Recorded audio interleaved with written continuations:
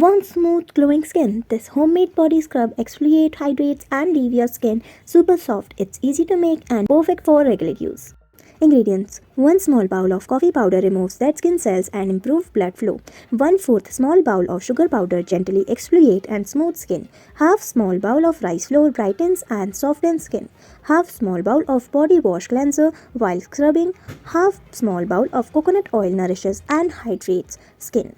Steps to make: mix coffee powder, sugar powder, rice flour, body wash, and coconut oil. Stir well until you get a thick paste. Store it in airtight container. Take some scrub, gently massage on your body in circular motion for 2 to 3 minutes. Focus on rough areas like elbows, knees, and feet. Rinse with lukewarm water and see the glow. This scrub deeply cleanse, remove dead skin cells, and keep skin hydrated.